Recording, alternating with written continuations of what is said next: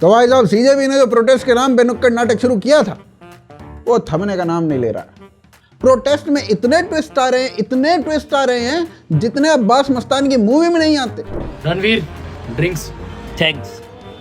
एक सेकंड, तूने इसमें जरूर जहर मिलाया अरमान। नहीं मिलाया रणवीर। खा तेरे बाप की कसम। तेरे बाप की कसम। मेरे बाप की कसम? इसका मतलब तूने इसमें जरूर जहर मिलाया। ला तेरी वाली ते।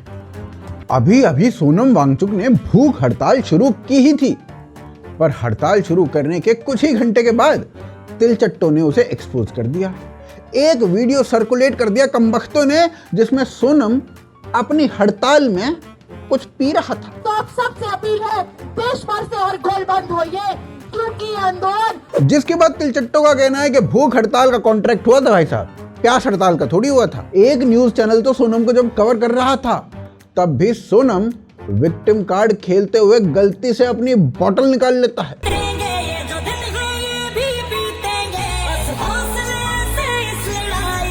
बताओ, ये इसका दूसरा हंगर स्ट्राइक है और इतनी सिली मिस्टेक कर रहा है, इतना तो नर्सरी का बच्चा नहीं करता।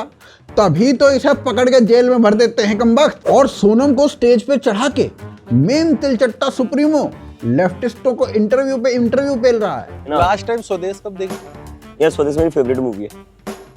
मैं बचपन से स्वदेश देखता था और मैं मैनिफेस्ट करता था, सच बोलूं तो। जब आपका इंटरव्यू लेने समधीश आ जाए तो भाई साहब समझ जाओ कुछ तो गलत हो रहा है आपकी लाइफ में। इंटरव्यू शुरू हुआ ही था और स्टार्टिंग में समधीश इस तिलचट्टे सुप्रीमो को बाला साहिब ठाकरे से कंपेयर कर देता, उसका रीइंकार्नेशन ही बताने लगता है। फेमस हो जाएगा। पॉलिटिकल सर्कल्स में निकनेम बड़ा इंपॉर्टेंट होता है। नहीं, दीदी महाराष्ट्र में बाड़ा मत करना, बाला साहेब है वहाँ पर। वही सोचा, वहाँ पर एक ही बाला साहेब रह सकते हैं। भाई साहब बाला साहिब ठाकरे वो थे जिन्होंने सबसे पहले सरकार से भी पहले कश्मीरी पंडितों के लिए अपने स्टेट में रहने का इंतजाम कर दिया था, जबकि ये तिलचट्टा सुप्रीमो आर्टिकल 370 हटने के अगेंस्ट में था। और ऊपर से शिवसेना वाले वो दिन भर तो लोगों को मराठी ग्रामर चेक कर करके थपड़ियाते रहते हैं। वो अभी तक ये क्लिप पता नहीं देखे हैं कि नहीं देखे हैं, कैसे ये एनआरआई तिलचट्टा खुद को बाला साहिब ठाकरे बुलवा रहा था।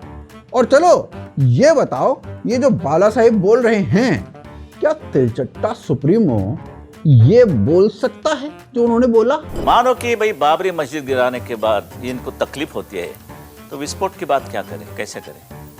मुसलमानों की भावनाओं को ठेस नहीं पहुंचेगी। भाई ये देश किसका है ये पहले बताइए।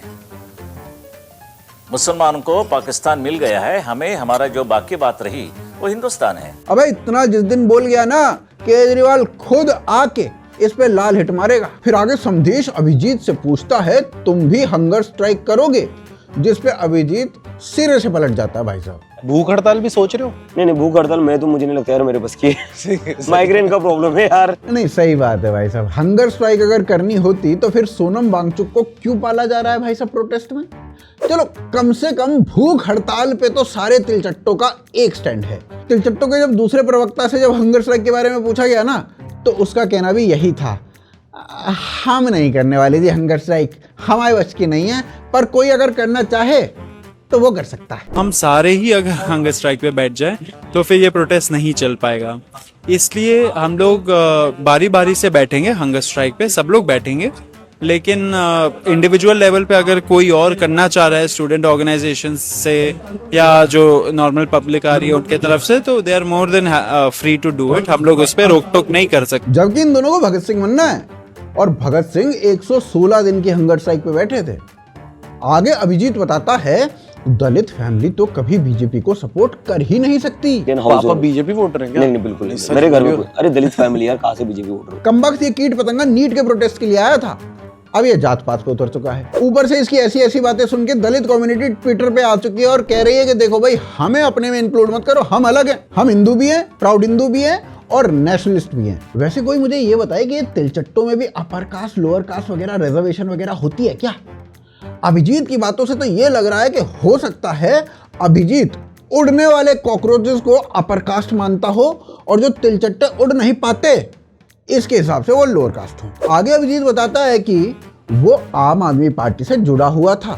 खैर इसमें बताने वाली बात क्या थी? क्या थी इसमें बताने वाली बात? जनता ऑलरेडी तेरे को एक्सपोज कर चुकी है। Have you ever been a part of any political Yeah, party? I was associated with the आम आदमी पार्टी। आगे तिलचट्टा ना अपने फेवरेट स्टैंड अप आर्टिस्ट्स बताता है। ह्यूमर में किसको देखते हो?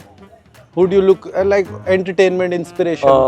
मतलब स्टैंड अप में तो मतलब ऑब्वियसली कुणाल कामरा, वरुण ग्रोवर। आप ना इस बात पे कभी गौर करना, एंटी नेशनल और पाकिस्तानी, इनकी चॉइस कुणाल कामरा के अलावा और कुछ होती ही नहीं है। दोनों का यही फेवरेट कॉमेडियन हो जाता है।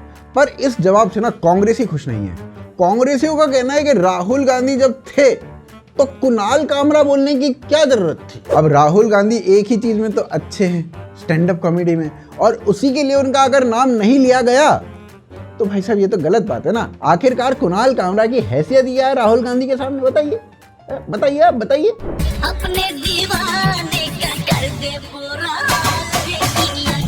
से गोली मारे। और भाई साहब फिर इस इंटरव्यू में ना स्पॉन्सर देखो कौन है, ओडू। नहीं ये बात भी सही है, ओडू के इंटरव्यू में ओडू की ऐड टोकन्स हो जाते हैं, बतेरे काम होते हैं यार जब बिजनेस चला रहे हो। भाई साहब ओडू पता कौन यूज करता है? जिनके काम धंधे होते हैं। और तिलचट्टा होने का तो पहला क्राइटेरिया ही बेरोजगार होना है। भाई साहब यहाँ तो समझिए तिलचट्टों को केजरीवाल से बेटर यूज कर गया है। आगे तिलचट्टा फ्लो में केजरीवाल को ही लपेट देता है। कल्ट फॉलोइंग में एक 10 साल हम मोदी जी के पीछे चले, 10 साल हम अरविंद केजरीवाल के पीछे चले, 10 साल हम राहुल गांधी वही के पीछे चलता रहेगा। फिर हम बोलेंगे यार तूने धोखा दे दिया। भाई इतनी पावर ही क्यों दे रहे हो? क्यों दे रहे हो इतनी पावर? तो ये बदलना पड़ेगा ना। मायला बाबू भाई ऐसे डायरेक्ट बाबू, तेरा तो गेम बजाना पड़ेगा। फिर आगे इंटरव्यू में इधर उधर के टॉपिक्स कवर होने लगते हैं।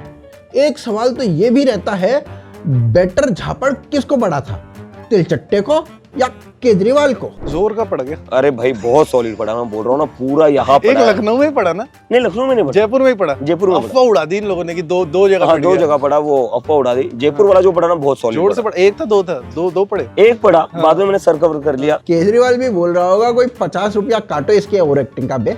चले एक काम कर, 200 रुपए दे और 50 रुपए काट ओवर एक्टिंग की वजह से। देखो इस चीज से तो मैं एग्री करता हूँ। केजरीवाल ने हर इलेक्शन के पहले झापड़ खाया है।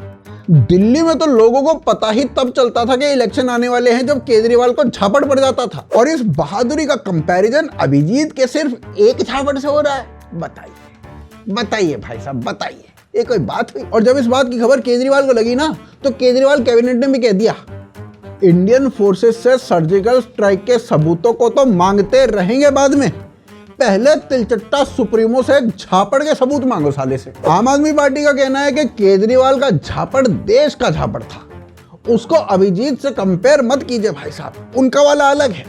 केजरीवाल ने तो वंदे मातरम गाने के लिए सही बीट आ सके इसलिए झापड़ खाए थे।